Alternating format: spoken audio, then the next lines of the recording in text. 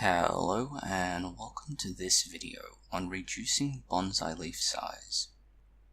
The best bonsai strike a balance between the foliage, branches, trunk, root, and how you pot it. These can harmonize, contrast, or complement.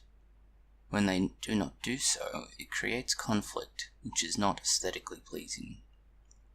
Of these elements, leaf size is one of the more difficult to control initially, but once achieved, is relatively straightforward to maintain.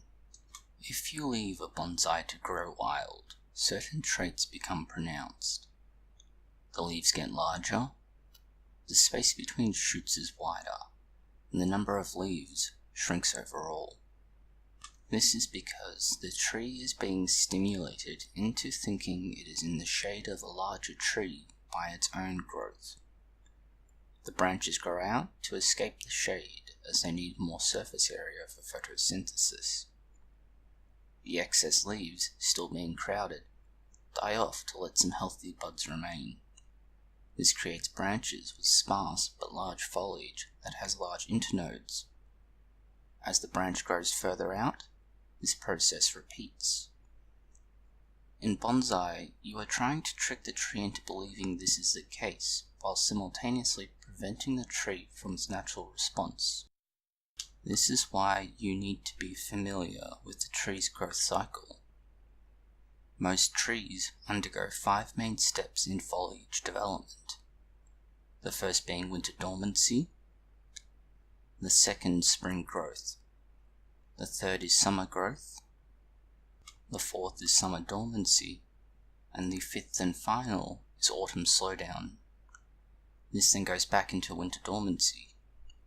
Each species and tree follows this cycle uniquely, though it is nearly always a variation from this core pattern.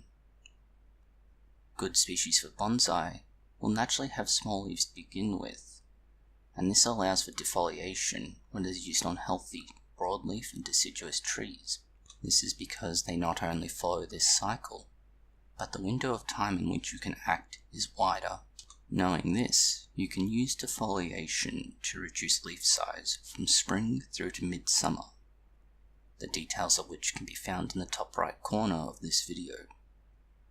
The short and simple version involves removing all but the very last few leaves on every branch.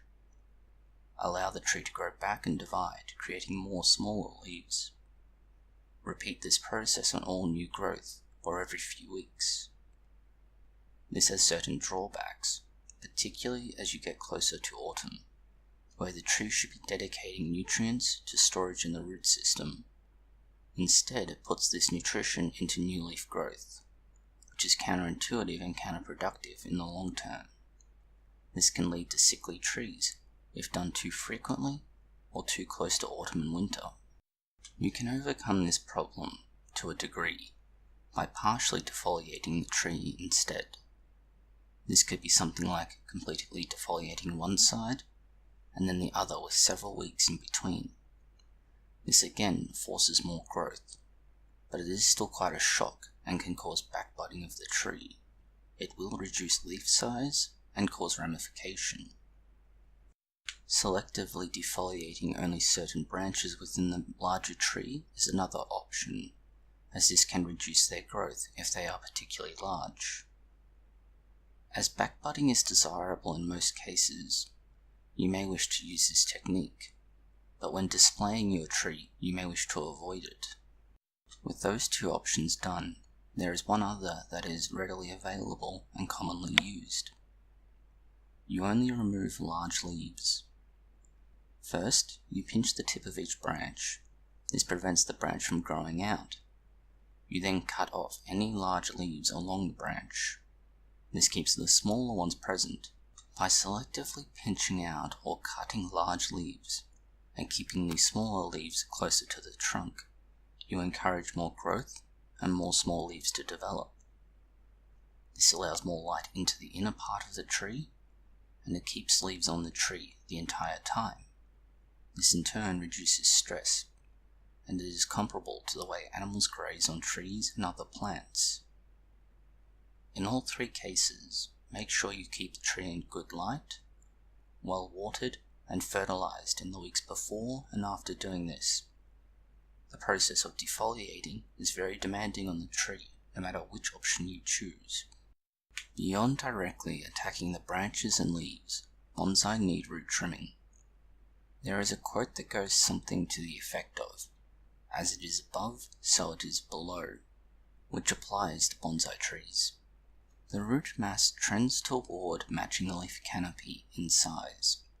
When reducing the leaf mass, you will eventually need to reduce the root ball. If either is too different from the other, it will create a lopsided effect.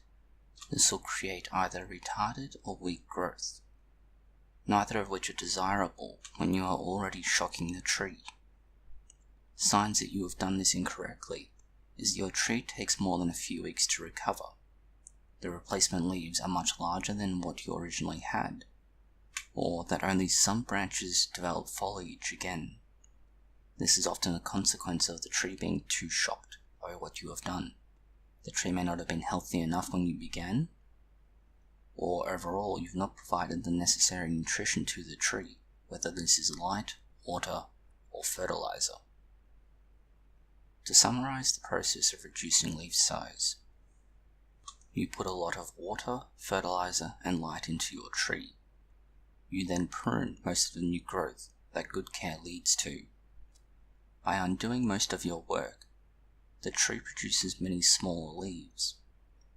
This counterintuitive action is how you get smaller leaves that complement your tree. Thank you for watching this video.